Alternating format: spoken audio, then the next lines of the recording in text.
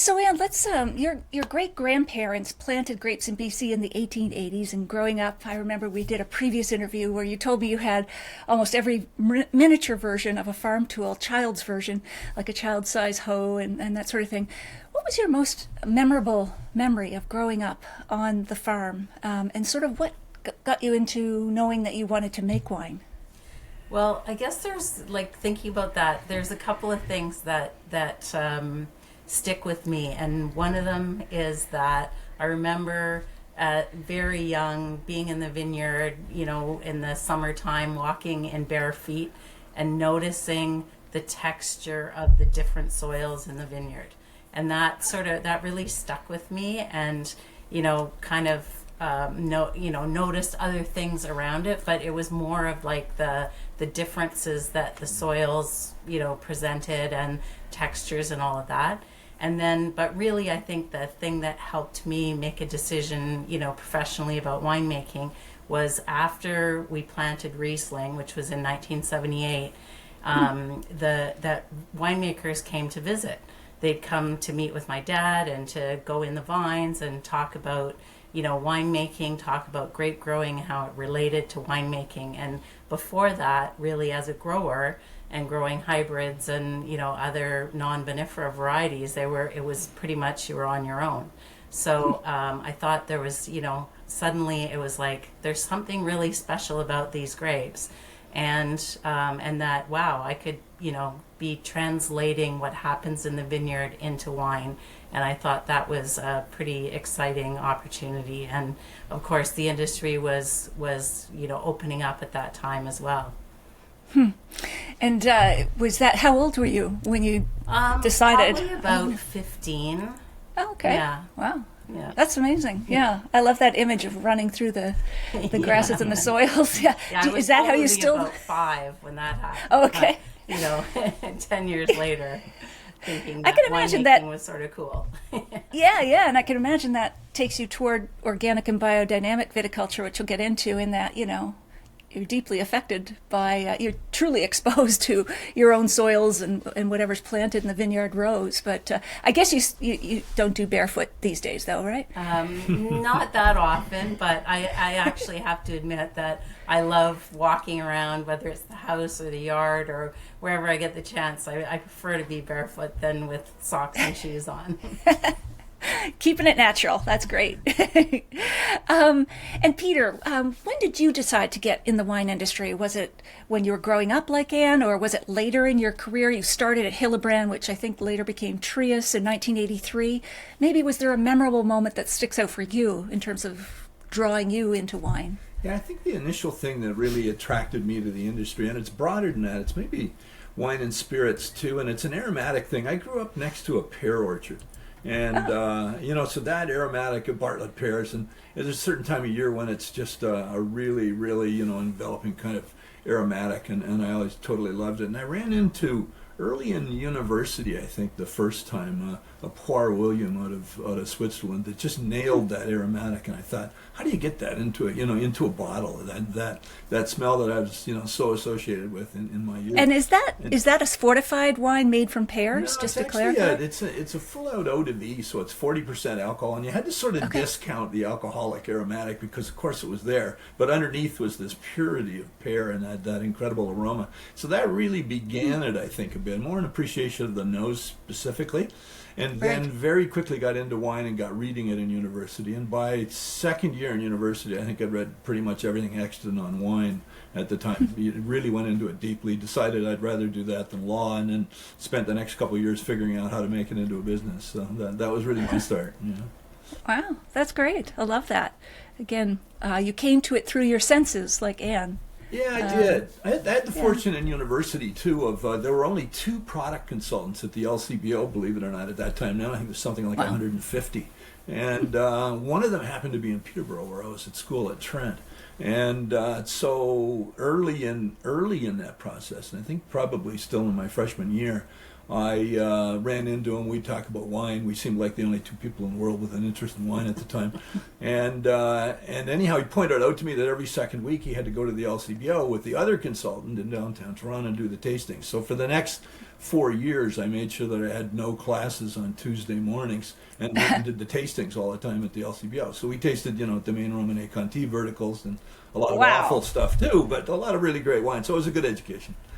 Yeah, I guess, and classes on Tuesday afternoon must have been a little tough. But yeah, no, that's great. Oh my goodness.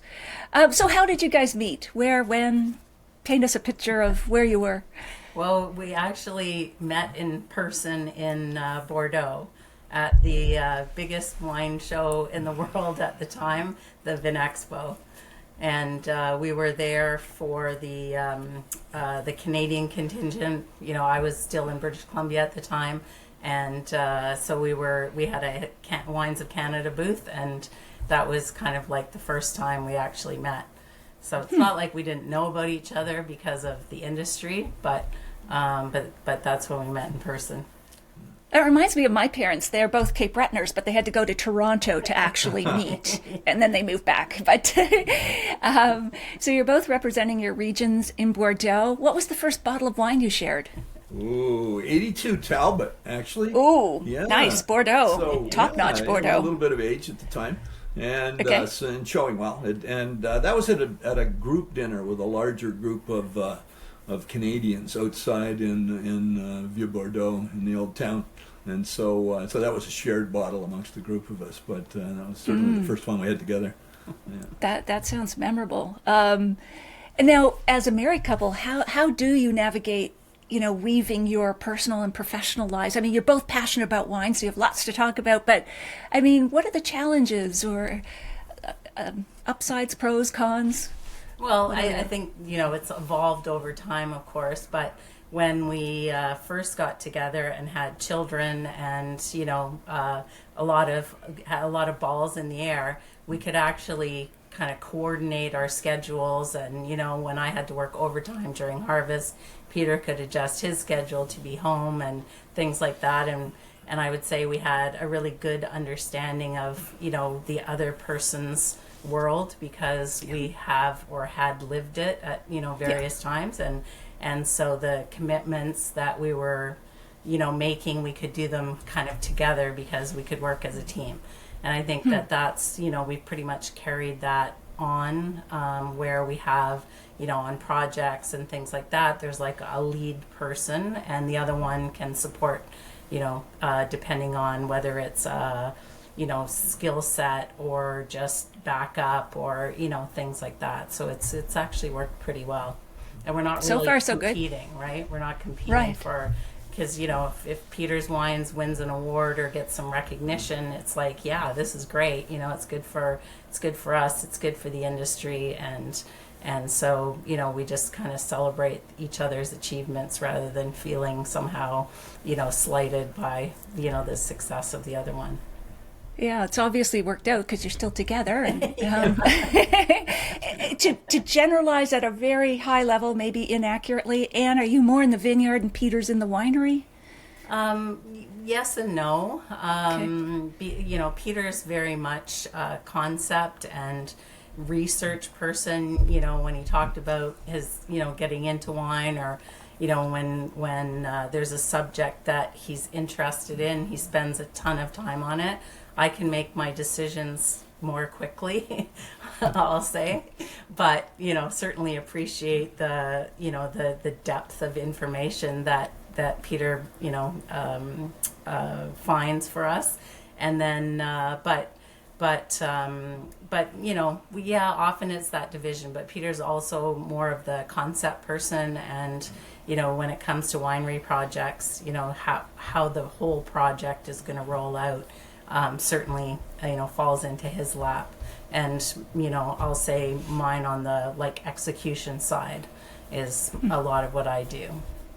Now, Peter, you're trained as a lawyer, at least at the beginning, so lawyers are professional arguers. How do you negotiate disagreements, professional disagreements? We won't get into the other stuff in your professional lives together. Yeah, I think that a lot of times the decisions are made based on passion. So I'll get interested in a project because it's an opportunity to do such and such. You know, like Nova Scotia is a really great example. And so when I began in Nova Scotia, and Ann pretty much at that time would have been spending a lot of her time at Southbrook and, you know, and busy within the context of her current jobs at that time, and even Malabar part of that in the very early days of Nova Scotia. And so it was one where, you know, I had a winery owner approach me, about to be winery owner approach me and say, can we do something fabulous here? Like, I really want to do something great. I'm a Maritimer, I'm a proud Maritimer. I really, really want to make, you know, great wine in the Maritime, and I want it to be something that's absolutely world class. Can we do it? You know, I love that kind of approach. You know, so I spent 2 to 3 months. I'd spent a bit of time out there already within the context of the VQA operations, trying to talk them into coming into VQA in early days and things like that. So I knew a lot of the players, was familiar with the wine, but hadn't really given a lot of thought to, you know, what could you do here that could be great, given the context of the soils and the climate and terroirs and exposures, etc. And so I had a chance to look at that in a great amount of detail, and essentially came back and said, as an example of that kind of thing, that you know, there are probably 500 to 1,000 great wines in the world, and here to make great wines, really there's probably a run at 3. And you know, one sort of a high acid fresh rosé approach, one is a, you know, bright high acid white approach for longevity, and another one is classic sparkling. And classic sparkling, I think, is the real potential strength. We'd have to keep Chardonnay, Pinot Noir, and Pinot Meunier alive, but really good opportunity. So again, that conceptual kind of look at it. And Jerry McConnell was, you know, those aren't necessarily my favorite wines, but if that's what we can do best, let's take a run at it. And if in 3 years you decide that we can't make great wines, then we'll just abort, because I don't want to make anything normal. And so this was at Benjamin Bridge? That's at Benjamin Bridge, exactly. Yeah. Okay. And so that kind of thing, that conceptual kind of start. What do we do? What do we plant? How do we keep it alive? What do we do in a business plan that can allow us to put, you know, sparkling wine down for 10 years and make great sparkling wine, but still have some money in the interim, which is where Nova 7 came from, and a plan to do a wine stylistically that I thought, you know, suited the region. And so, you know, that's a good indication of the kind of things, you know, we like to do together. Right. Lead with your passion. So then on a very practical level, who chooses the wine for dinner? Yeah, I do that. So we have a big cellar, so we have the advantage of sort of. I think the food is chosen first, and sort of decides what she wants to do. That's very much her thing. She, you know, she'll be really feeling like something that night, and so I'll then match from the cellar. But I know her palate, I know my palate. So often the selections are, you know, the things that she would likely have chosen in any case, maybe. Often. Are you quite in total agreement, Ann? Or Oh yeah. Do your taste?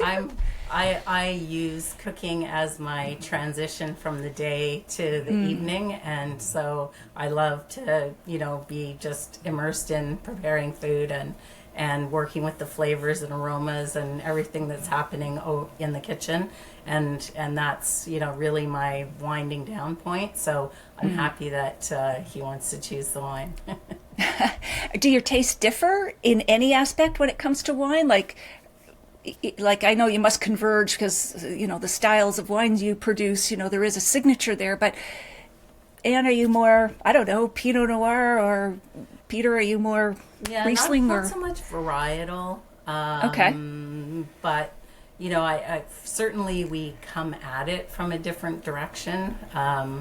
I feel like my tasting is more like a sensory reaction, and then kind of putting it together. Whereas I think Peter comes it from a more cerebral side right out of the gates. But yeah, I think when it comes to like wines that we enjoy over dinner, like because we have the depth of the cellar, we also have aged wines, and so Peter's probably enjoying them with a bit more age than me, but you know, maybe like a 5 years difference on, you know, something say between 20 to 25 years, somewhere in that range. Yeah. Okay. Okay. Seems you can get along on that front too, so that's good. So reflecting back on the BC and Ontario wine industry in the 1980s and 90s, and what were the major challenges, opportunities that you faced? Well, at the time, the industry was pretty small. So it was in the 80s, I'll say, the early 80s in BC, and maybe slightly before that in Ontario, that estate wineries became a thing. So for your listeners, like prior to that, that meant there were a few really large wineries not really making estate or single vineyards or really anything that represented the wine growing regions where they existed. Vineyards were, a source of bulk wine for the most part. And so estate wineries started to be licensed, and a few pioneers in each province kind of broke that threshold, and then more growers, people who'd been growers for many years, who were just kind of itching to be able to make their own wines, started to produce wine. So there was that that new segment of the industry that was really exciting. And so there was good opportunity there, but in reality, a lot of those projects were family operations. So, a husband-wife combination or a son-father combination. And so the winemaking positions were actually really small, or very few, I guess I should say, for, someone from outside the family to be part of a project. And, not to say that as those wineries grew, more opportunities opened up. But I was right at that very beginning stage. So I actually started working for a big winery and then moved into a small winery like Cedar Creek.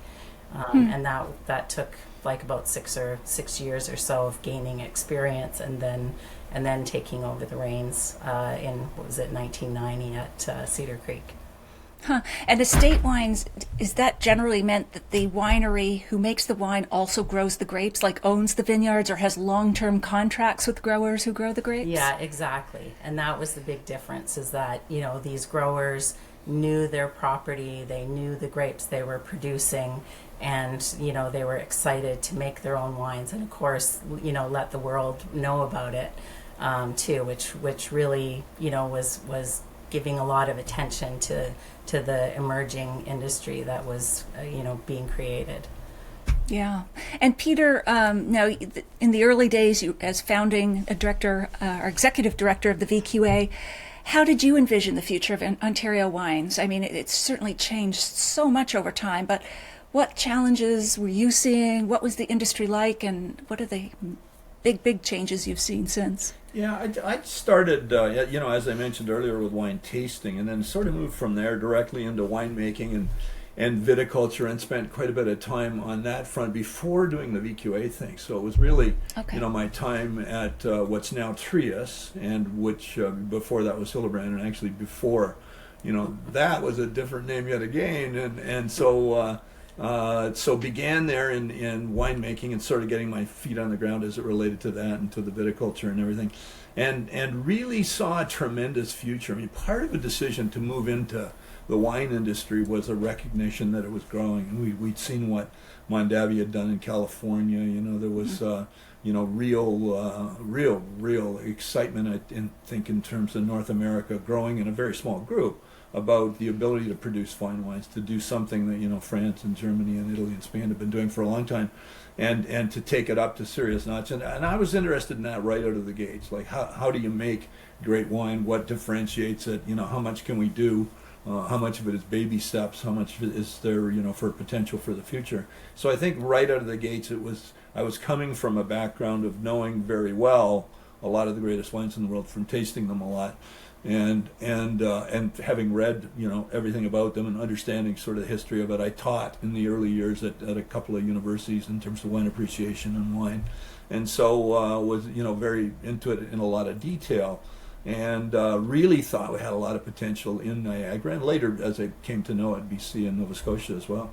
And so looking forward to being part of an industry and part of a small cadre of players at the time that were really interested in moving forward in a quality direction. So always looked at it with a great deal of hope, still do, and think that tremendous things have been done, and yet more can be accomplished. So. Absolutely.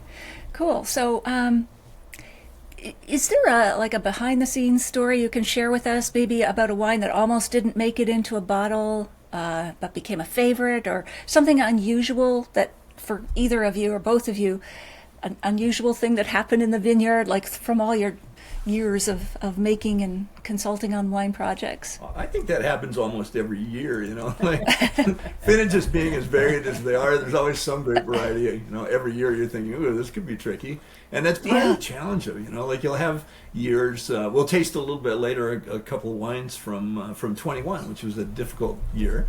And in a cooler year, and good for some varieties, not so great for others, and look at some of the things you sort of jump through. I think that happens often with vintages. It also happens often with techniques. If you're doing, for example, reductive style Chardonnays, we've had any number of times where you have people come into the wineries and see reductive style Chardonnay winemaking in the process, and smell the early aromatics and think, oh my God, can this ever make it to wine? And so I think there's. What does it smell like? What are they smelling? It smells like there's a problem with the sewer system in the wine. at its very just what worst. you want in your Chardonnay. At its very worst. It's H2S, so think of eggs. Bad eggs, that kind of aromatic is lovely. fundamental in the early stages of it. You can't skip that stage. You need to be there, so. Oh wow, like a problematic teenager or something. The difficult stage yields the experience, I guess. Anything comes to mind for you, Anne? Like a particular vintage or moment, unusual, anything that sticks out? Thinking about the 21 vintage, the whole season. Think about the 21 vintage and when it started to rain in the fall and didn't stop. It was like Peter says, our experience gives us a lot of depth, and we weren't panicking because it's like, oh, but if you think about it, this is like 2006. We had an early start to the season. We had pretty warm growing conditions through the entire growing season, and now it's raining and it's the fall, so we really just have to wait it out, see how long we can go, and maybe make some decisions along the way. And in the end, we made some rosé instead of red wine, and things like that, some sparkling instead of table wine Chardonnay. But at least having been through that in '06, we knew that those wines had a certain level of ripeness. They had enough balance and body and structure to make them live, So when I was thinking about '06 Chardonnays, like maybe they're going to live 5 years less than their counterparts. But when you're already looking at 15 years out, it's like, we don't really have anything to worry about here. We can work through this, right? Right. So I think that's, a big thing that sort of stands out. Great. All right. Well, so when you're looking at a new project, because you've done many new starts and new projects, what are you looking for? I mean, obviously a great vineyard site, maybe if you're working with the person who owns the vineyard, passion, etc. But is there anything unique that you can point to that really makes or breaks it for you? I think it depends a lot on the project. And so, for example, in Argentina, when we were thinking of doing something there, the project became first and foremost, it had a starting base, which was we want to do something really top end. And it doesn't need to be big and be commercial. It needs to be a little more than a hobby, but, and it needs to work, but it doesn't need to be a big proposition, and it needs to be totally top end, because there was no point in us doing it at any other level down there. We wanted only to do it, really well. So in that case, the hunt for the vineyard became, a very important one, because of course, if a bad vineyard only makes bad wine, and or marginal wine or okay wine, but it never makes great wine. And so the hunt became to find a great vineyard. And I spent probably the better part, with Ann spending part of it, but not quite as much time there during those early days, at looking at vineyards. And we looked at over 230 before Wow. we found one. I think everyone there was on the verge of giving up on us, thinking, well, they're not really going to buy anything. Because we'd get it to a certain stage, then we'd do soil analysis and we weren't quite happy, or we'd talk to people who'd made wine from the vineyard and we wouldn't be happy, or, something would come up and we just wouldn't quite be where we were and wanted to be with the quality of the vineyard. And what were some of the extreme things you did? Where were you? Like, could you walk to all these, or how did you? Argentina's really difficult in that regard too. They call it the frontier, and for good reasons. As you get up into higher altitude in Mendoza specifically, you're often on horseback. Not only are you on horseback, but there were some vineyards that we visit, or some areas for potential vineyard, because we were looking at both at that time, that you couldn't even gain access to except by horse. So you're on horseback automatically. But in some cases, there were gauchos going up the day before to hack away the wild roses, because even horses wouldn't get through to some of the territories. You had to determine where water was, and that there was sufficient water to do a vineyard with. So we spent quite a bit of time doing that, which is both fun and takes a lot of time. But That's truly frontier land. Yeah, it really is. It really is. I think you were mentioning you're so high up, you were looking down on condors, like those birds of prey that circle around. You're higher. Yeah. That's amazing. One of the early vineyards we were looking at, and Ann and I joked about it quite a bit, was we'd had early conversations with a lot of the French winemakers that had come in with the Clos de l'Assiette, the sort of the aristocratic French group that came in the southern part of the Uco Valley. And in a lot of those earlier conversations with us as winemakers talking winemaker to winemaker, they were saying, we think we came in a little low. We could have been at a higher elevation. pHs are still a little high. TAs are still a little low. It's not quite what we'd hoped for, in many regards. And so when we were looking, we were automatically looking at higher elevations there. And we got to joking that we really liked the idea of being able to look down on the French, So.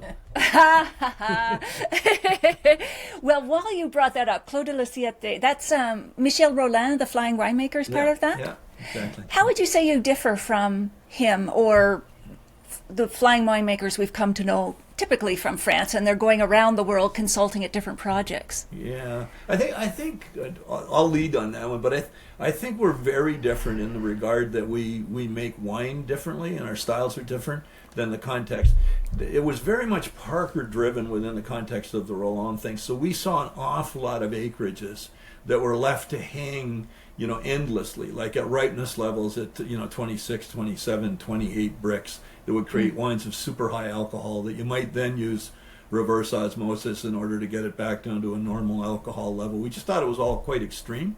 And we thought that maturity in the vineyard was creating flavors and characteristics that weren't necessarily conducive to what we felt fine Malbec could be at lower alcohol levels, done more elegantly, maybe treated a bit more like Pinot than like the Cab family. And so that's a big part of it. I mean, I think our interpretations aesthetically of what Mendoza might do best were different than were being done there at the time. I think now it's much different, and with some subsequent players, the things have gone more in that direction, which we're delighted to see. But I think that was one of the major differences. Yeah. Okay. We should jump in maybe to On 7. We're going to come back to Versato, but we get a taste of your extreme lengths that you'll go to evaluate a site. But let's talk about On 7 now. It's situated in the 4 Mile Creek, a sub-appellation of Niagara-on-the-Lake, as you know, a flat and fertile area that's warmer on average than the Niagara Escarpment, often called the benches, where Chardonnay typically thrives in cooler, higher elevations. So what made you believe that Niagara-on-the-Lake could produce exceptional Chardonnay?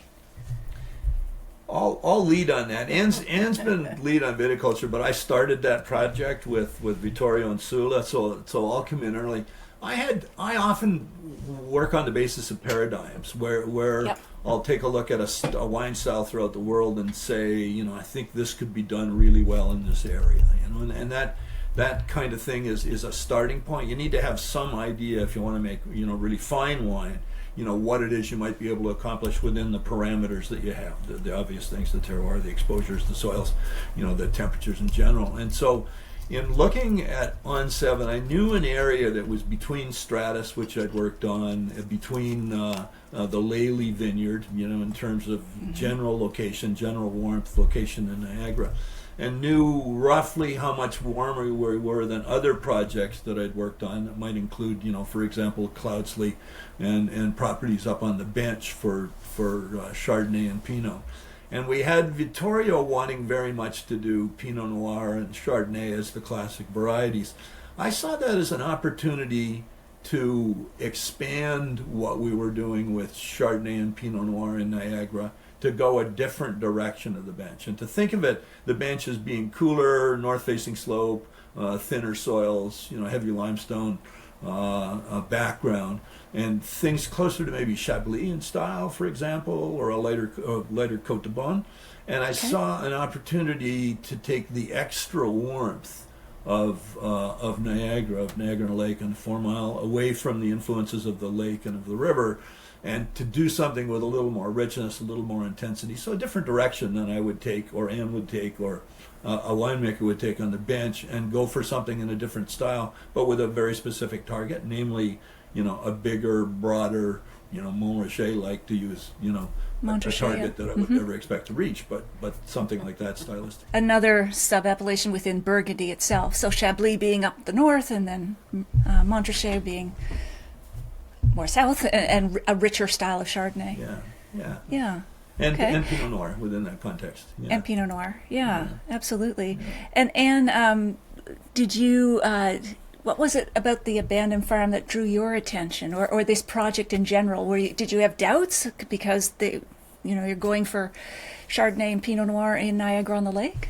Well, I guess just thinking about my first experiences with Chardonnays in Niagara, there were some that I really didn't like, but then started to dig into some of the single vineyard wines that were being made, and realizing that of all of the sub-appellations, Niagara-on-the-Lake probably has the greatest diversity in terms of soil and sort of vineyard potential. So a lot of grapes, they're grown for different reasons, right? Some of the biggest farms are more about productivity than they are about individuality.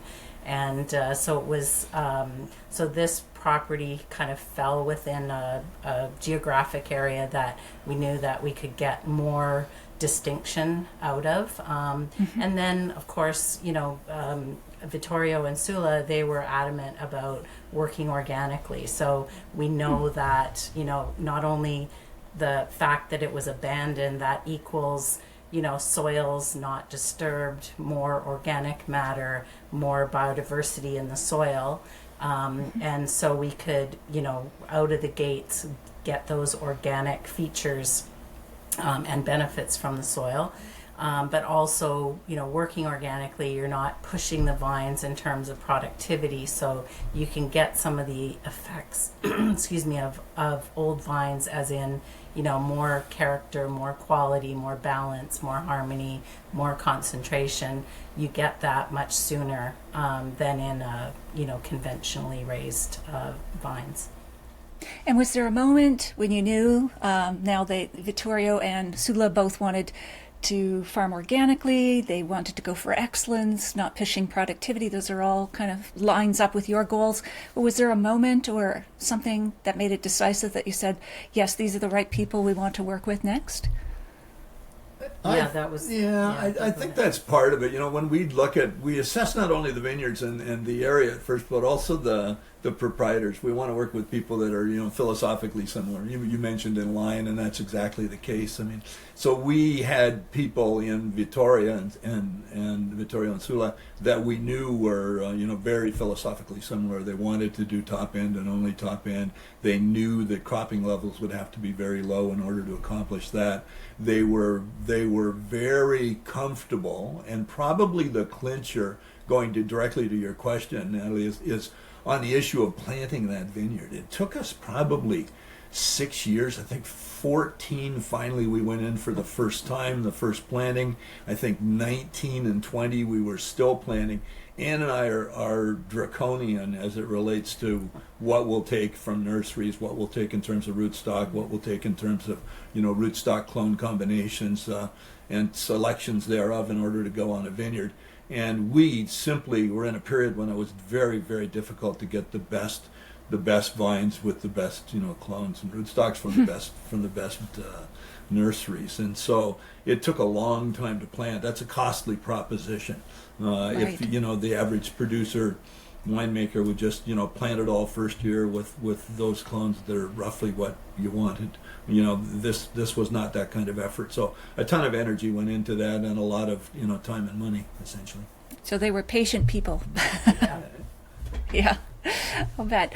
So On 7 refers to the fact it's a 7-acre property, although I think there might be some additional acres now. But how does working on such a small, focused vineyard focus your winemaking choices compared to larger operations? So you've talked about you could do organic and biodynamic, but you're not pressed for productivity. But are there some other things that come from that? I would say that there's there's less room for error because we're just working with that fruit, and even though we, once the wine is harvested and made, we can still declassify if we feel it's necessary. But there's just less room for that. So we want to hope that the decisions that have been made, in the beginning in terms of those plantings, but also, as harvest comes along, as the season progresses, that, we're doing the right things. And, we always carve out, the time required and to visit the property routinely and, be engaged with the viticultural team in order to, have them doing things at the right time. And, it's worked very well, and we've been, always so pleased with, in particular, the Chardonnay from that site. Mm-hmm. Yeah. And you've mentioned this several times, wanting to do top-notch wines no matter where, whatever project. What is it about that? Is it just, why? Why not just make a lot of wine and be very rich? And Yeah. Well, why must you suffer? Yes. There are those who do that well, and there are those who would prefer to focus on the quality. I think for us, it's it's an artisan adventure. We like very much that context, and we'd like, because we came at it as me especially with my background, starting at wine tasting as opposed to starting at wine growing. The target was there before the methodology was there, and so. I always knew that where I wanted to be was producing the finest wines with the finest and most complex flavors. That's what fascinated me. I mean, it was how do you make that from grapes was one of my sort of early things that would always be triggered by a great wine. It's like, how do you possibly do that with grapes? It's so complex, it's so layered, there's so many things to it. It's such an amazing product. It's an art to a certain extent. And I think that drove a lot of what we want to do and still drives it. So we select based on that ability, and especially now at this stage in our careers, we've turned down a number of products over the last few years, and that might have been related to the proprietors or to the vineyard site or to any number of things. But plant asparagus, this is not suited for a great vineyard site. It's not what we do. So I think that's part of it, and it allows us a certain degree of to make great wine is difficult, and so you want to have all of those building blocks in place. We talk clones, rootstock, site, et cetera, and I think there's that. And then Ann mentioned declassified. It's always a terrifying word sometimes with owners when, like, wait a minute, what's declassifying? And it's like, well, means you're not going to get as much money. Yeah, like some vintages, aren't necessarily perfect for certain varieties. Some barrels go awry, some things go awry, and so you need to count on, within your business plan, a certain amount of wine that's not going to make it into your top flight, product. And so, right. So anyhow, those are things at the top end that matter a great deal. And is that what happened with On 7? Did you make a rosé instead of a Pinot Noir one vintage? Yeah, that's getting back to the 21 vintage, and the rainy vintage. Yeah, 21 would have been the. Let me think about this. Actually, sorry, 20. We harvested a very small amount of Pinot Noir. It wasn't enough to fill an oak barrel, which is 225 liters. So we in 2020 we fermented did our skin fermentation. and all of that in an oak barrel. But then we had to transfer the wine to something smaller for aging, right? So Yeah. we were able to release, a handful of bottles to their loyal customers, and in their that allocation. And so there was really high expectations for the 21 vintage because it was a little more abundant. But because of that season and the endless rain that we saw through the fall, we felt that we couldn't top what we had done in 20. So that it would be, a great way to, still have Pinot Noir in the lineup, but to make it a rosé.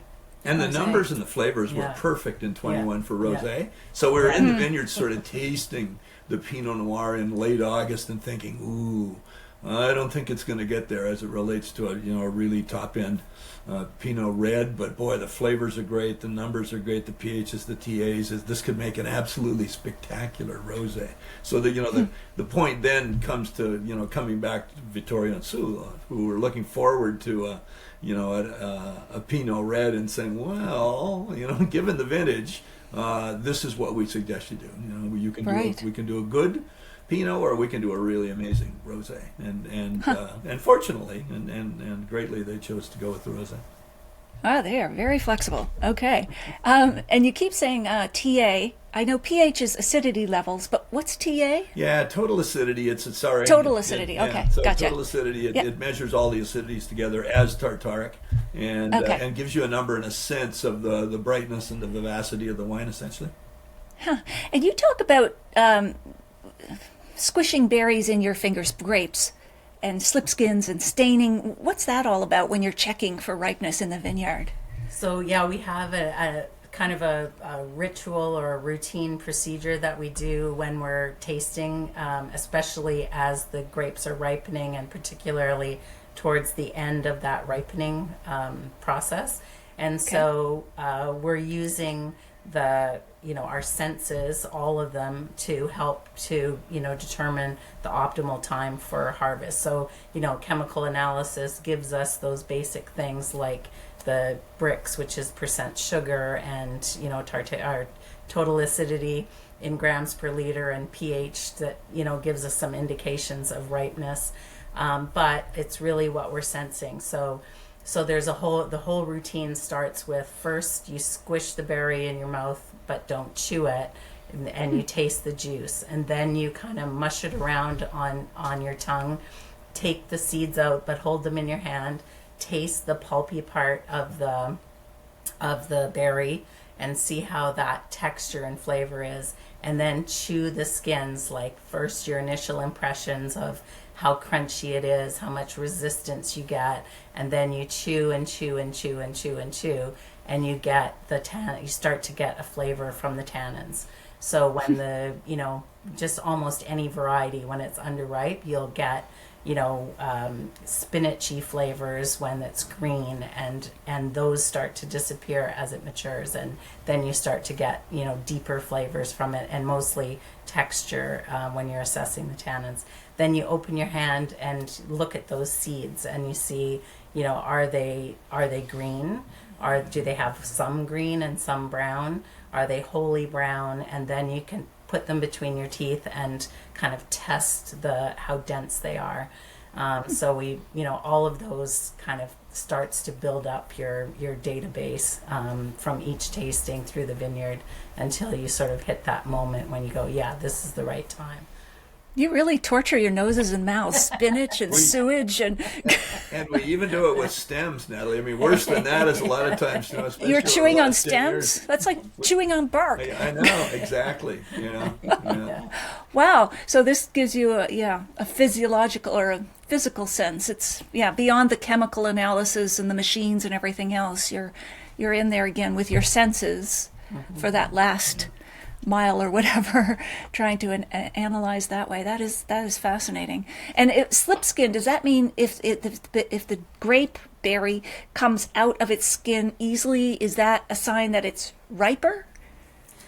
Actually, it's more of a tendency of the individual varieties. So kind of the classic slip skins that we grew up with in the very early days were the Labrusca, where you can, actually squish that berry and almost the whole thing pops out and you're just left with the skin in your hand. But most of the vinifera's don't do that. So there's a real distinction there. But Malbec has that tendency. And so where we see it is if you have a late season rain in Malbec, it'll have that sort of, in the case of Malbec, it's almost like a dilution layer next to the skin, so the internal part pops out. And so that's like a physical property that we assess to determine after a rain when we're ready to pick, because then you lose that slip skin tendency, and that you're back to the concentration level that you had before the rains. Oh, very interesting. All right, I think we should taste some of these wines. Lots of talk, and but you've got from on 7. You have the wines that I have as well. The 2 Chardonnays, the Pursuit and Devotion. So we get more of an idea again, the theme here in terms of what you're aiming for. Do you want to tell us about the Pursuit? And let's taste as we do.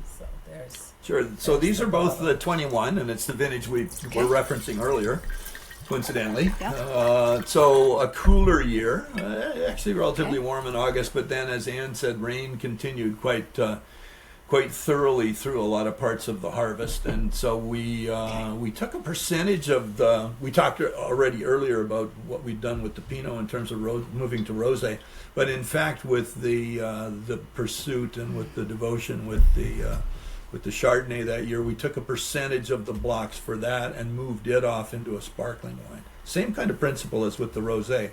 We were looking at numbers in the vineyard and flavors in the vineyard that were really conducive to the production of a good Blanc de Blanc Chardonnay, and weren't so perfect with regard to our target of producing a richer, more intense, more Montrachet-ish, voluptuous and structured kind of Côte de Beaune approach with the Chardonnay. And so we took off those sections of those blocks that we felt would be best for the sparkling, went ahead and made the production on that, and then always later make decisions on what we're going to move into the 2 tiers, right? And so there are potentially 3 within the context in our original business plan on 7, but they're the 2 so far from any of the given years.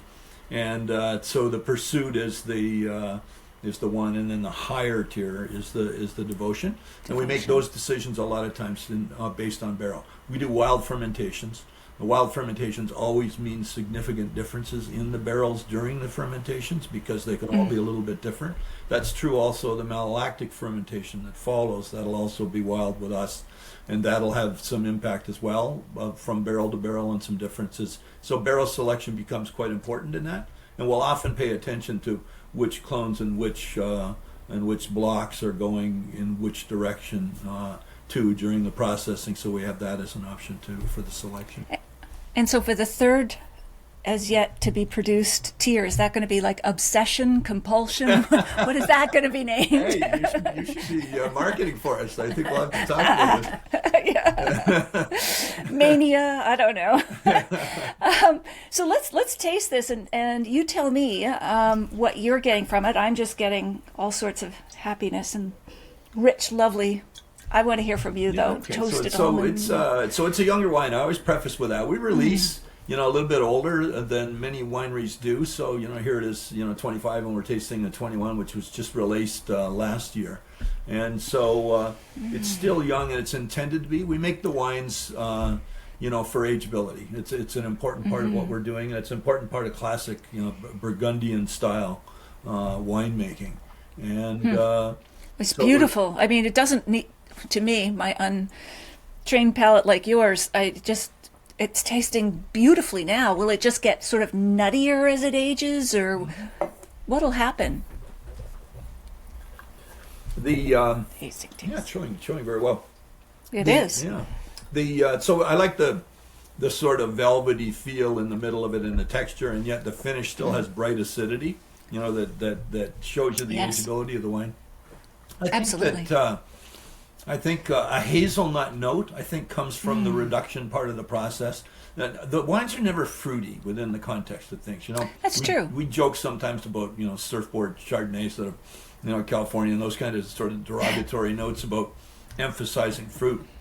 I remember for a long time when Ann and I judged at the California State Fair, we'd have the discussion of fruit quite often on Chardonnay, on other grapes too, and there were those that often proposed there was no such thing as too much fruit, to which we often respond, well, you should just buy the grapes, you'd save a lot of money, right? And so the attempt here is to reflect the terroir and the style and what happens in that area again within the context of a Burgundian interpretation, and so a richer area, super low cropping levels. I mean. Vittorio and Sula are comfortable to go down to, sometimes a ton an acre, a ton and a half an acre of volume. So you're getting all of the concentration from the sun and the terroir, the soils and the minerals into a very small quantity of grapes. They're more intense. And how would that compare to a larger commercial operation, whether it's in Canada or even California? How many tons are they taking in of grapes? In the Central Valley in California, for example, as an extreme where they irrigate and crop as much as they can, and they have excess sunshine, you can reach as much as 15 or 20 tons per acre. Wow. The norm in Napa would be on Chardonnay probably 4 to 5, on Pinot maybe 3 to 4. And so this is small, so everything's concentrated in those little berries, which translates into the wine of concentration and depth. Absolutely. And it wouldn't be different to, the Grand Cru and the very top end in Burgundy, where those quantities are also very small. These are beautiful. It just that's what came to me first was the nuttiness. Definitely not fruit, but it's just and the mouthfeel, to use a technical term or cliche, but it's a really interesting property, and one of the things we like about it and about great vineyards in general is that very often, regardless of some variations in the vintage, the terroir of the vineyard will come out. So we find that, for example, during fermentation, a lot of wines from a similar region and variety can taste quite similar. And then as they gain 1 or 2 or 3 months age and the yeast and the fermentation aromatics come off, and you start to sense more the vineyard and the source of it, you get that kind of intensity and that particular characteristics that will show a vineyard. And by the time it's 7, 8, 9, 10 months out, and even more so later, they'll all begin to taste like, this is the On7. Like it's just that vineyard has a very specific note, and we love it for that. So from chewing on spinach and bark, you've got to project forward where this is going to be in a year, 10 years, 20 years. Wow, that's something.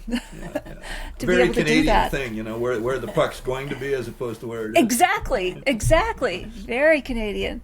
So I'd love to dwell longer on each wine, but I want to get through these wines, and we've got some others to taste. So here's the Devotion, which is your step up from that. What makes these two wines different? Barrel selection. So, okay.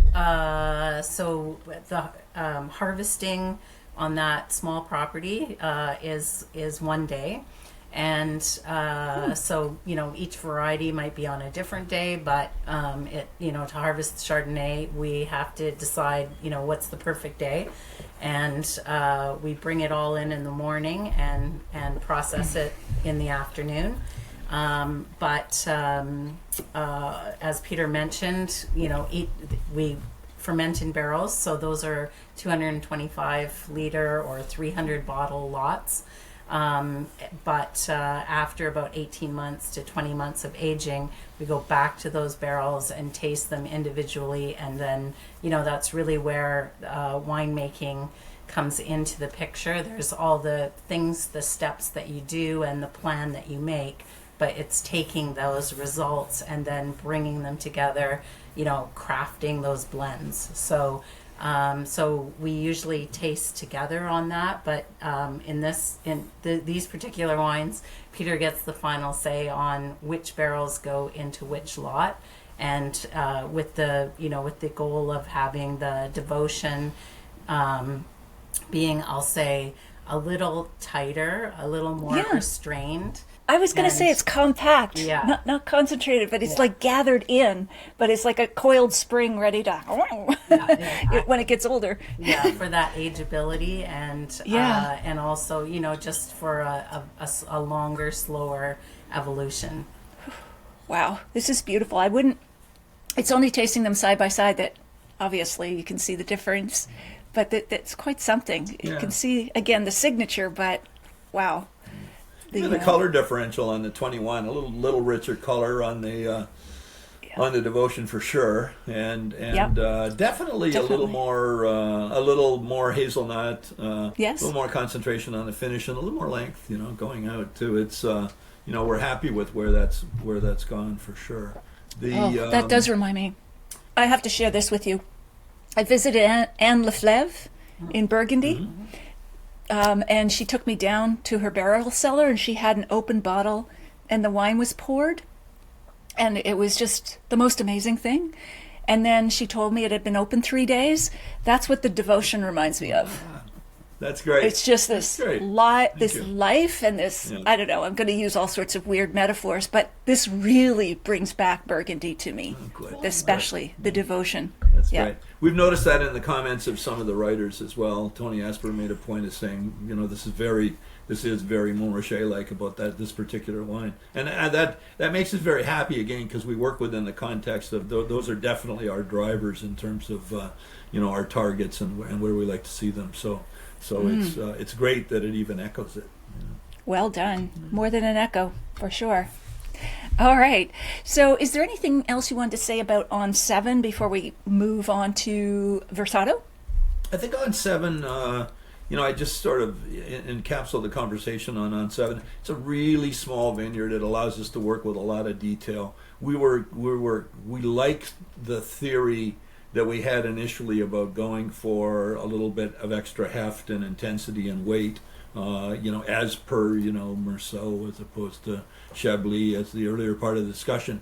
And I think that's a big part of where we came from. But we were delighted to see the capabilities of Niagara-on-the-Lake to develop the concentration and that kind of terroir. And I think that's an important discussion amongst winemakers. So I had a winemaker I admire, for example, got back to us and said, whoa, that's a really great example of a Burgundian interpretation out of Niagara-on-the-Lake. It's good to see that the Niagara-on-the-Lake soils could accomplish that. And it was a bit of guesswork, of course, with us when we initially looked at it and whether we felt it could do that. And I think our choice of rootstock, going with a rootstock that has been completely overlooked over about the last 25 years because it's capable of producing big crops, and so people stay away from it in order to do small crops.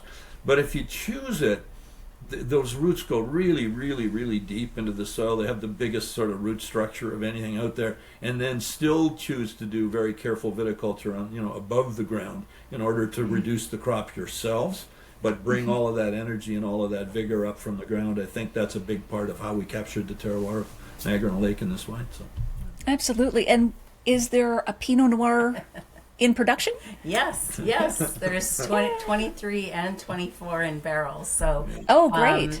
Peter keeps talking about the small production, and for sure, Pinot Noir is still a smaller part of the overall. But for those dedicated wine club, fans, they're going to get some Pinot Noir, relatively soon. I won't say it's this year because we haven't bottled the 23s yet, but they're definitely coming along, and we're really excited about them. So it's it's a sign up and get your allocation annually.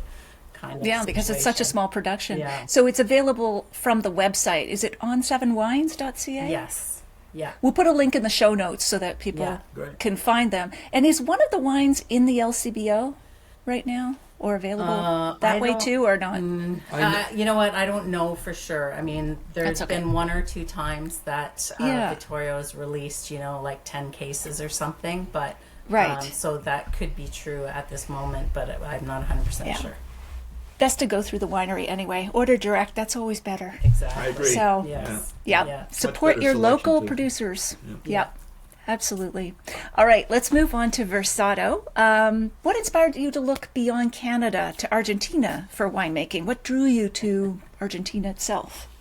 I was down there on business, but back in the days of doing VQA, and we were negotiating with the world, the French, really more than anyone, about quality wine standards and what Canadian wine standards had to be in order to be accepted for trade purposes internationally. So I was with a group that did those kind of discussions on an international level, and we visited a lot of wine regions in the world for the meetings, both fun and a necessity. And one of them was Mendoza, and loved the climate, loved the fact that it's cold at night, with the cool wind coming down off the glaciers in the mountains, and then can be 35 degrees during the day. So a really interesting climate from the point of view of creating flavors in grapes, and really liked the lifestyle as well there, largely Italian and Spanish influence, and about 50-50 and almost in Mendoza. And so I liked it. And then Anne got invited down a little bit later as part of a French winemaking consultation team that spent some time there, and also loved it. We essentially decided it would be interesting to do something small there. Also gives us a second harvest during the year, so we can practice twice as often. Well, it's the opposite opposite seasons because it's in the southern hemisphere. So your fall or your harvest is in March. Normally March, occasionally sneaks into April. Yeah, don't think about taking any time off. Like, why would you? There are big spaces between, Natalie, so it's... Okay, all right. Oh. So that was the driver.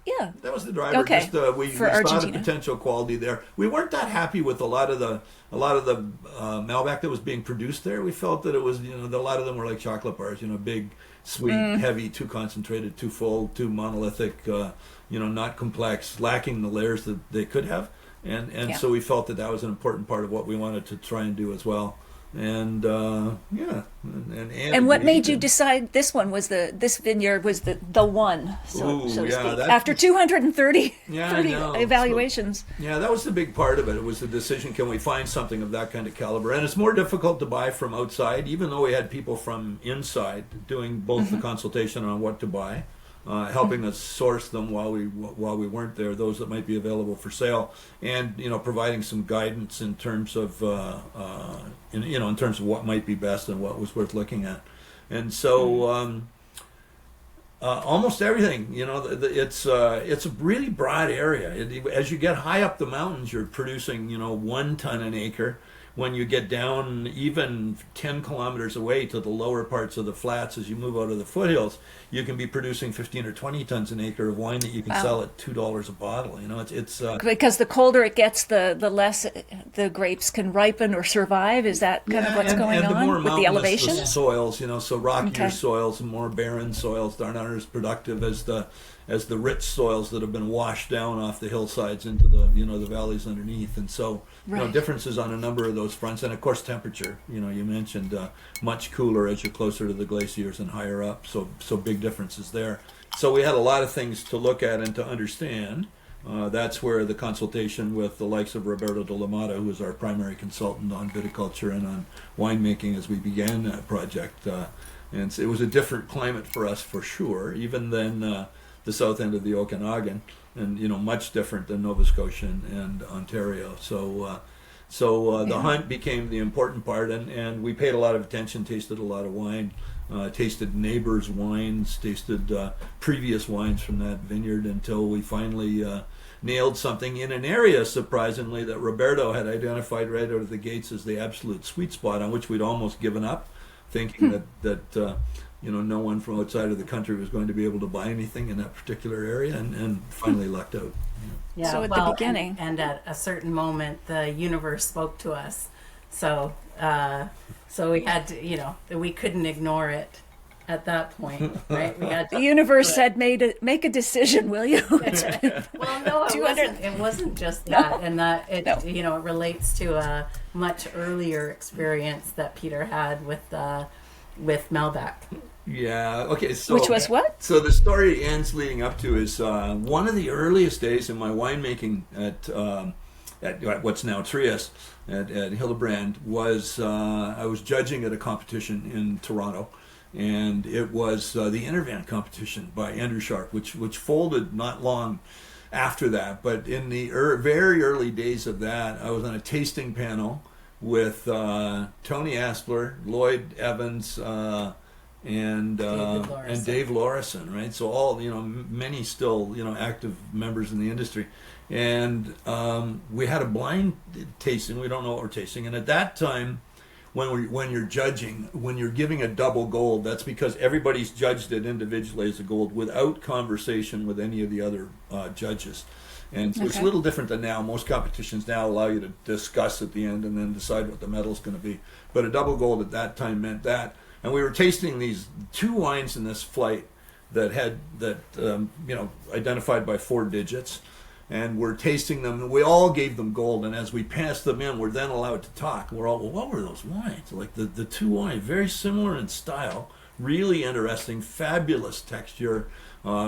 Seemed like Bordeaux-esque varieties, but more elegant, almost Pinot-like.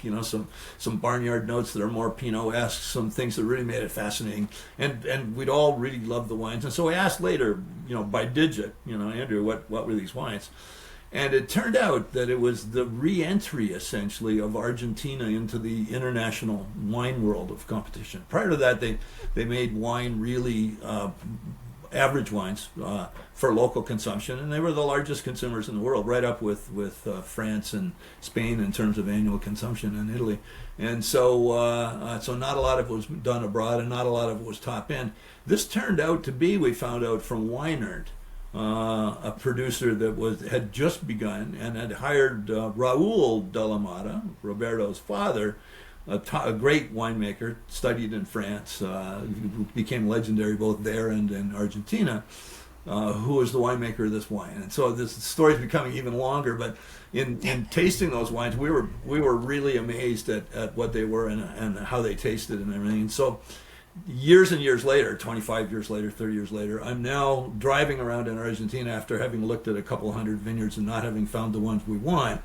And I get an indication on a phone call while I'm driving that there's a small vineyard for sale in bankruptcy, in what turns out to be pretty close to the sweet spot. So I get quickly onto the phone with Roberto and say, describe it to him, say where it is. It's just off Branson Road. It's on Cobos, the legendary high road of Argentina where old Malbec is famous.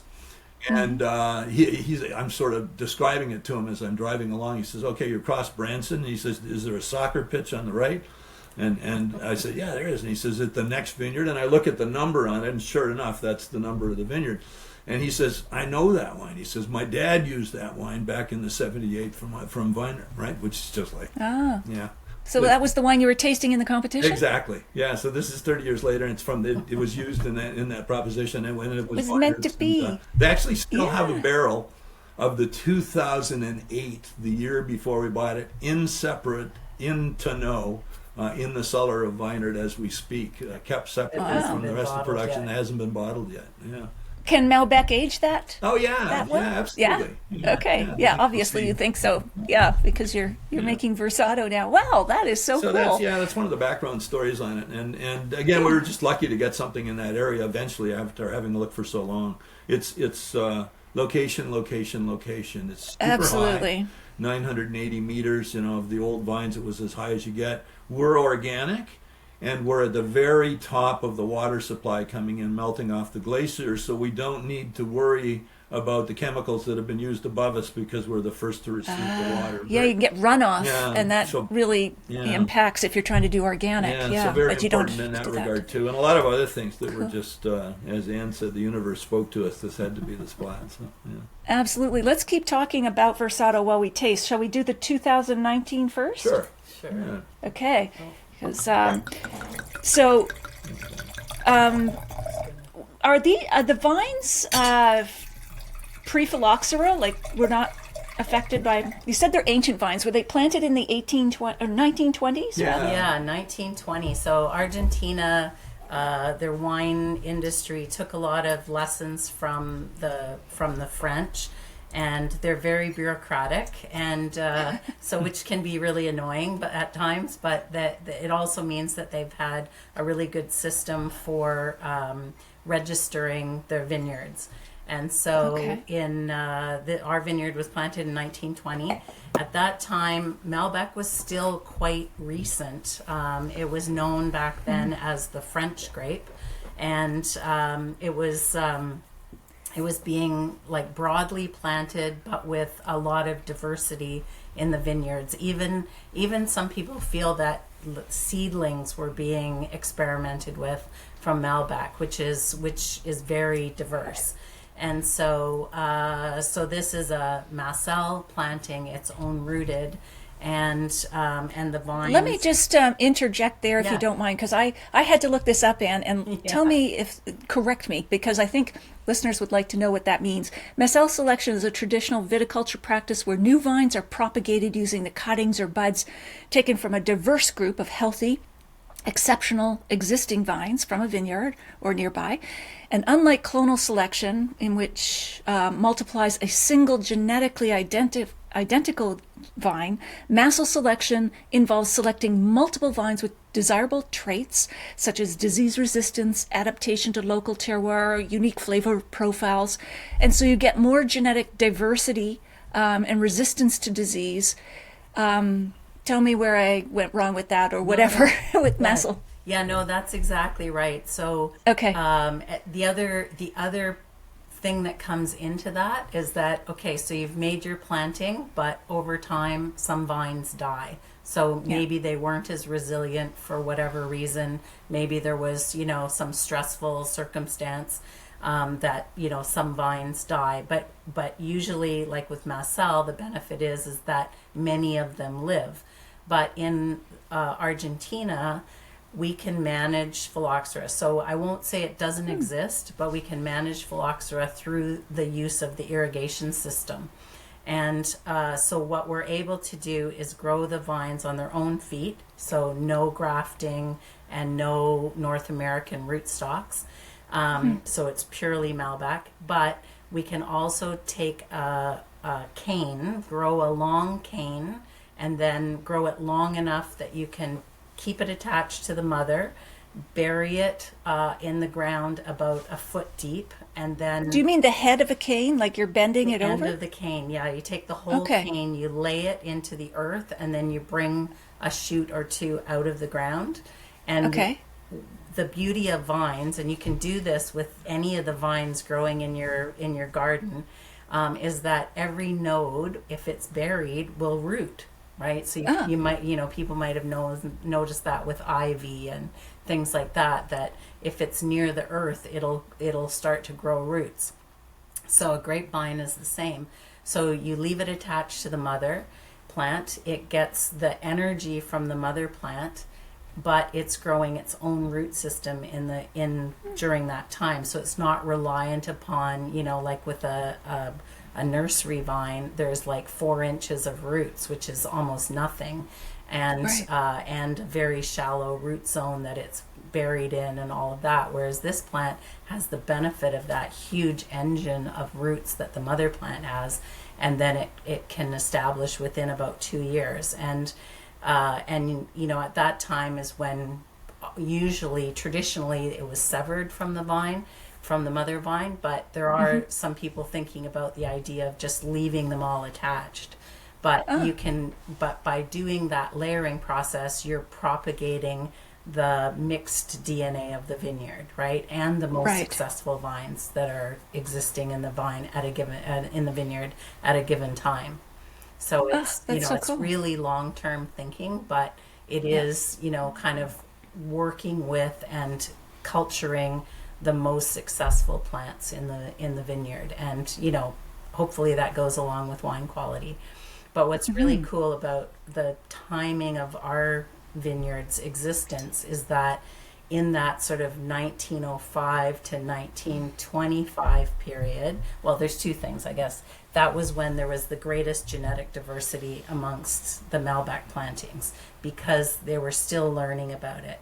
And there were subsequently a couple of periods where, the authorities felt that we needed to modernize and change to Syrah and Cabernet Sauvignon and things like that. So Malbec got pulled out.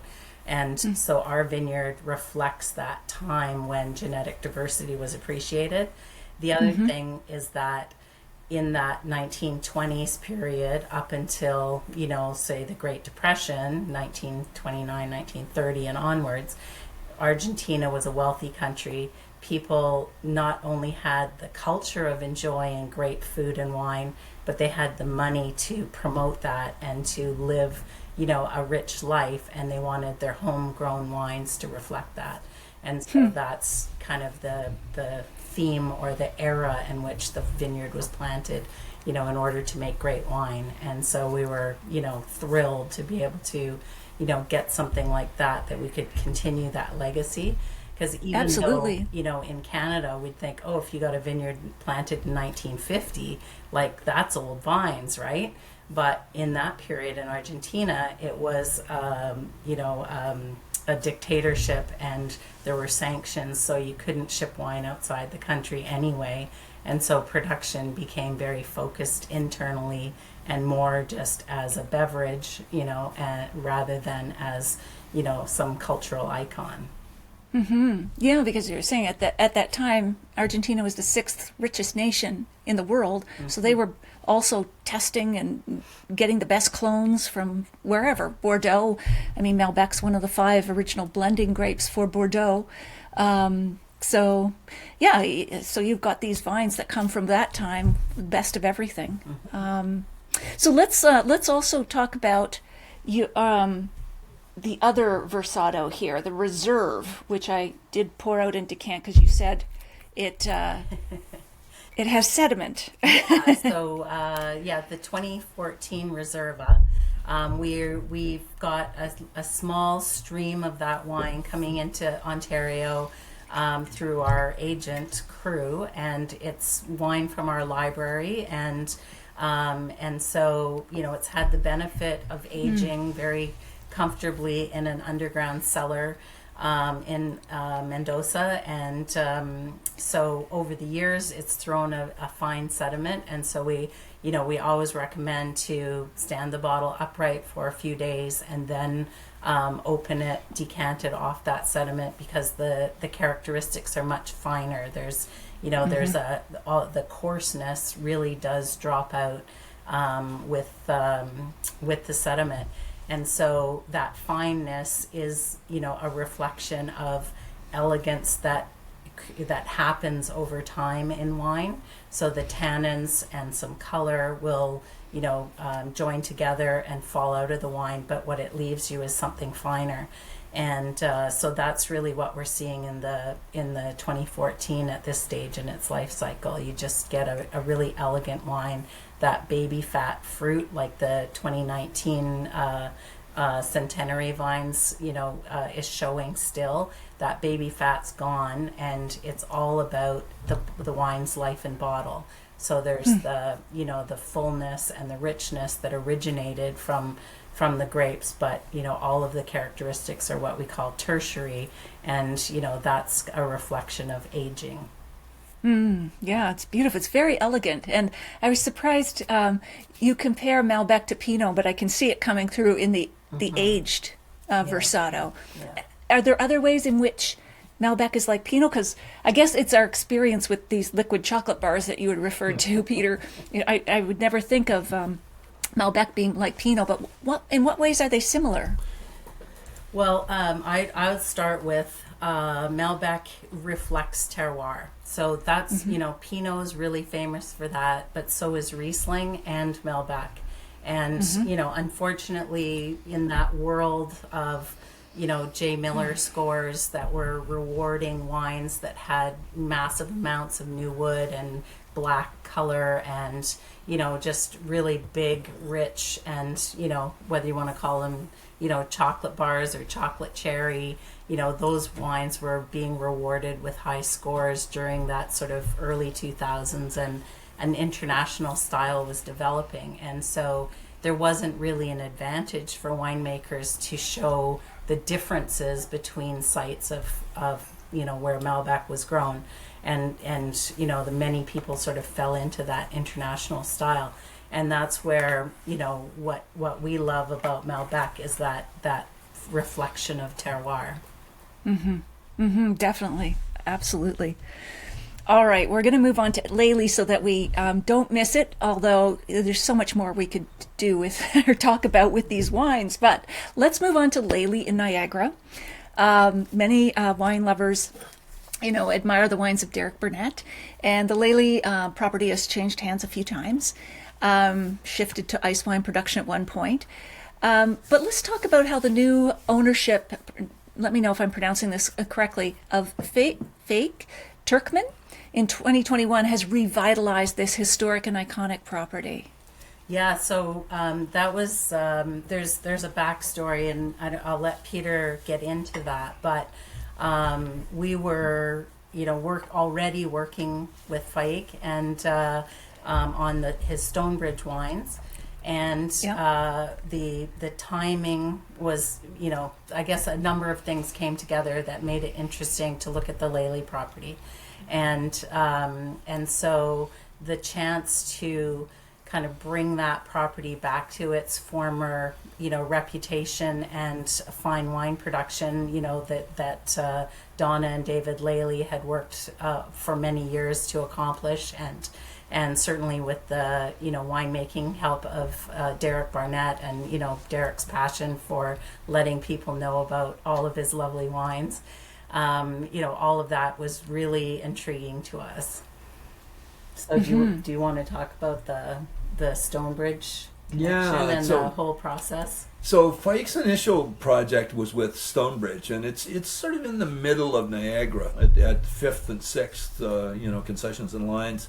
And so right in the middle, removed from the moderation of the lake and of the river, and also in really, really slow soil. So super low cropping, really big intensity on the wines, good for production of lots of weight, lots of flavor, small production, smaller berries as a rule, and really good flavor. Smaller berries give you a chance, for example, to have a greater skin component, particularly important within the reds, to juice component. So you're getting more of the color, more of the tannin, a little more depth and intensity, and wines that can be big, but because they're low cropped, and in that particular area the soils are quite complex, you're ending up with really interesting and complex flavors as well. So we liked that vineyard, and we liked the idea of working with that, and that's where it began. And we were looking at the prospect of building the winery there, a bit off the wine trail and sort of, I don't want to say in the middle of nowhere, but in the midst of things as opposed to precisely on the trails. And so a harder place to bring people with a small operation. And we heard through the grapevine, so to speak, that Lely was for sale. And could be available. We knew the property well. I'd worked with Donna originally. She consulted for us viticulturally on the Stratus project because the soils there are similar to the Lely site, and knew Donna and David well and the wines well, and of course Derek, and thought it has real potential and is a really good site right on the parkway. So good from a commercial point of view, and wanted to take advantage of being able to do that. And anyhow, long story short, the price worked out to be something that would be positive. It seemed like a better idea with the price increases that had just taken place with COVID and the interruption of international shipping and the price of the winery construction going up. And so we took advantage of that and purchased Lely and began to combine the two operations. So both vineyards are still owned. And we work with the Lely Vineyard and with the Stonebridge Vineyard as well. So this is the Lely lineup that we've brought for tasting today. Yeah, and Lely has or had 17 varieties, different grapes planted across 18 acres.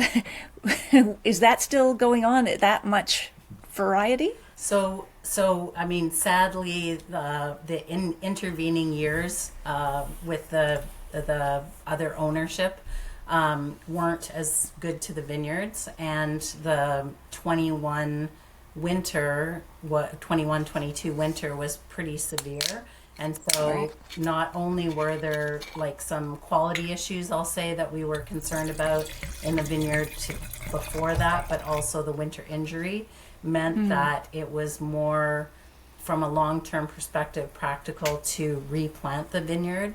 So so we've kept many of the grape varieties that the Lely's, had established there, but we've actually put them into bigger blocks, and then we're working with some, usually with each variety. So, for example, we have Cabernet Sauvignon.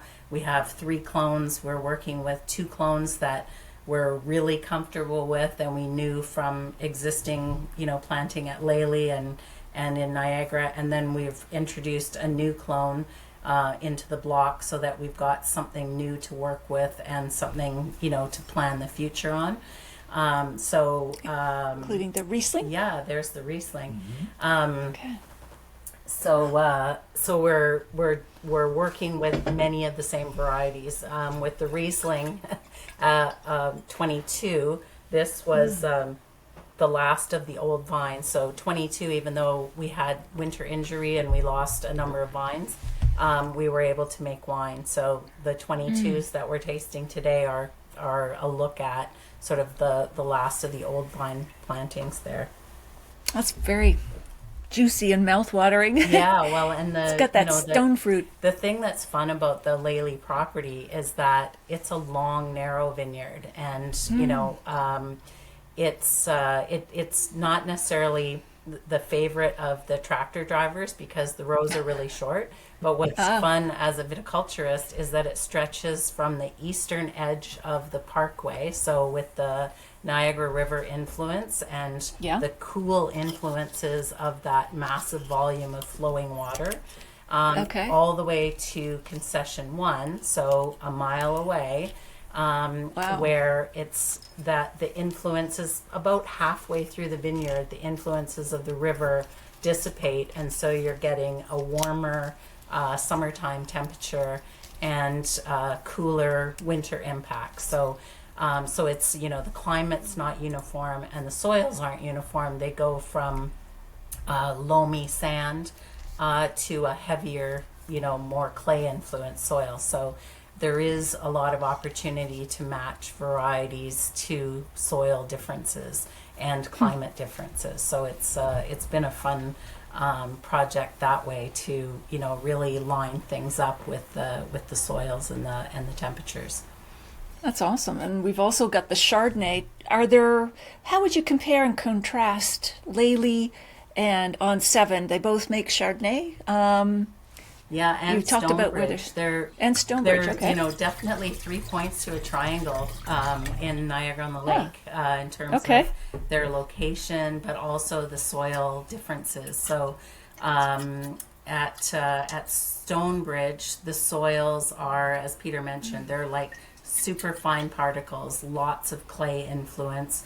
Thankfully, it's well drained, but it's a very slow draining property with tons of mineral influence and low yields. And at On 7, it's sort of an intermediate soil. So I wouldn't call it, I wouldn't say that there's really any sand there, but there's a lot more loam in that soil. So it's just a little more farming friendly in that sense.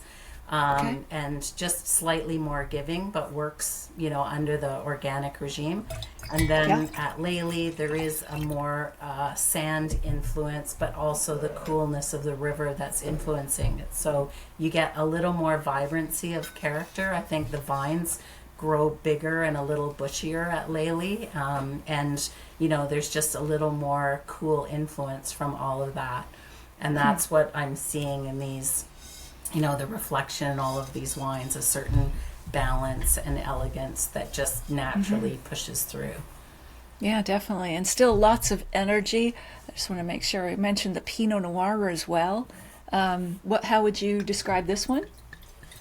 Yeah, the Pinot Noir is, more, I'm getting often more fruit from the Lely property, more fruit forwardness. The Chardonnay and the Pinot were both barrel aged, wild fermented, and good 24 months in barrel.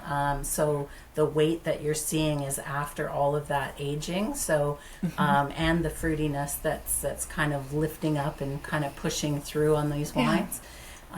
So I think there's a nice amount of complexity from their life in barrel, but there's always that vibrancy that's supporting it.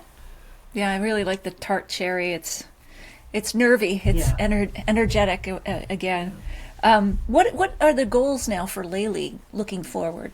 Well, certainly to keep the vineyard lots separate for the most part from Stonebridge, to keep the two lines of products, and to welcome guests, whether they've been Lely fans all along or whether they're new discoveries, and to offer the lineups with that reflect the vineyards, and so that fruity vibrancy and liveliness in the Lely wines, that will continue. And Stonebridge started out mostly Chardonnay focused, but new plantings have come on stream over the last 3 years, and so we've got Bordeaux Reds primarily that are coming from the property, and big full-bodied and very classically made wines.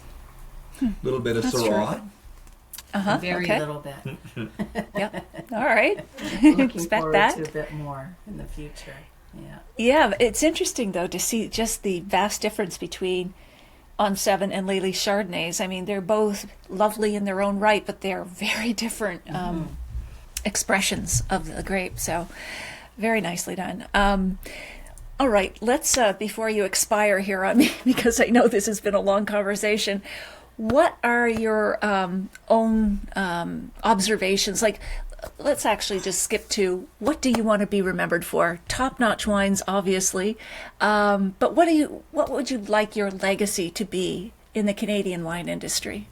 Well, I mean, for me, I when I kind of reflect back, I see that in the process of doing what we've been doing, which is working on new projects, introducing new winery owners to the business and to the culture of wine, and we've hired many people and worked with them and handed over the reins to many young people that are going to carry on in the wine industry. And so we've always looked for people with a lot of passion and commitment to be able to take over, so we can move on to the next project, but also so that we know that what we've started is in good hands.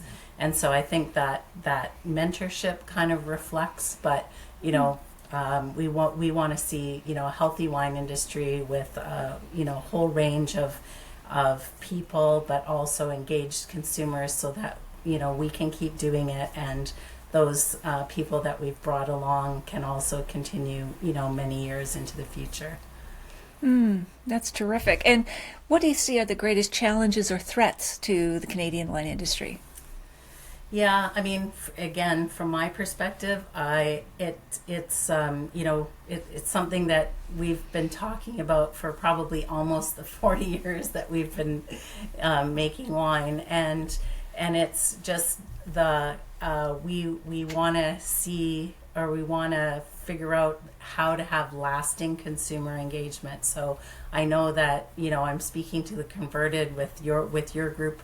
And we have a lot of devoted buyers, but we also know that kind of the monopoly culture is that, well, if the wine you were looking for today isn't on the shelf, you can buy something else.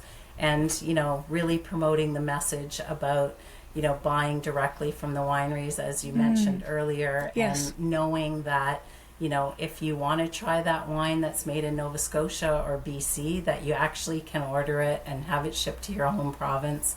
Those interprovincial trade barriers aren't real. It's true. There's lots of wine shipping that's taking place already. So, just get on your computer like you do with so many other products that you buy, and buy online. Absolutely, and the whatever is left of those barriers are coming down day by day. There's new agreements all the time between the provinces, and we hear it's going to be completely open by July 1st. But even if it's not, just go ahead and buy it online, anywhere, ship it anywhere, do it, support local farms across the country. Yeah, absolutely. So if you two were to plan your dream dinner party with three figures in the wine industry, who would they be? Well, I'm going to say I'll do the cooking. Oh, yes, okay. So it's up to you, Peter, to, I don't know, invite the guests. Sounded like a chef, didn't it? Yeah.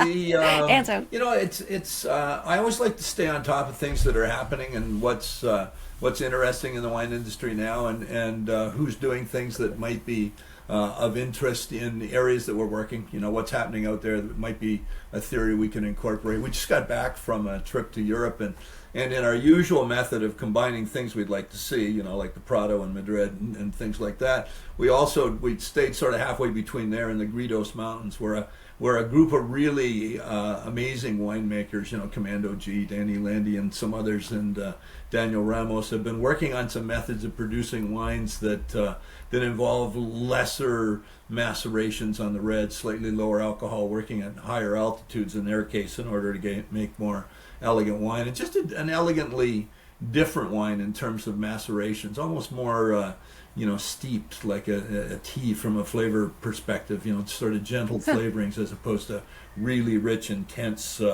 Michel Rolland-like or Parker-like levels of concentration.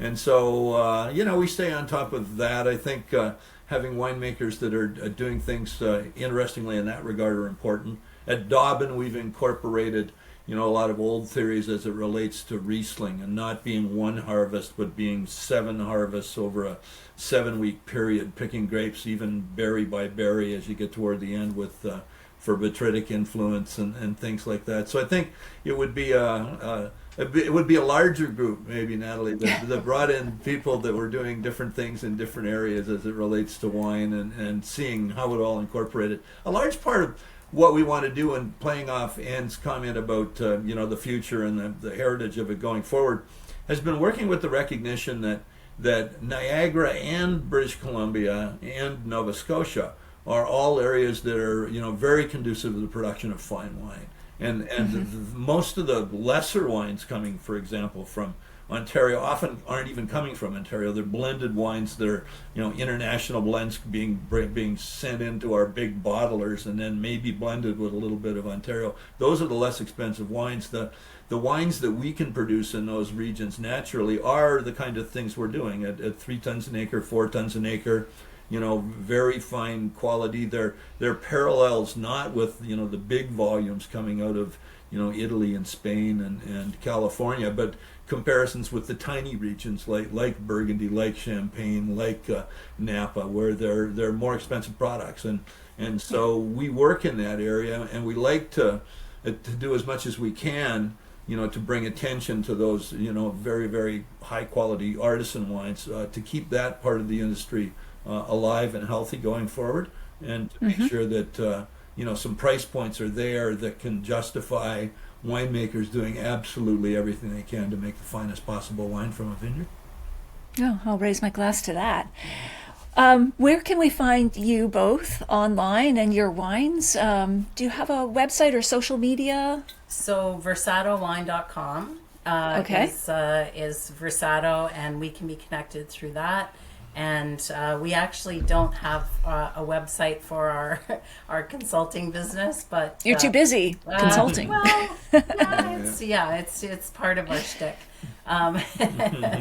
But we're on Facebook and Instagram, so you can find us there.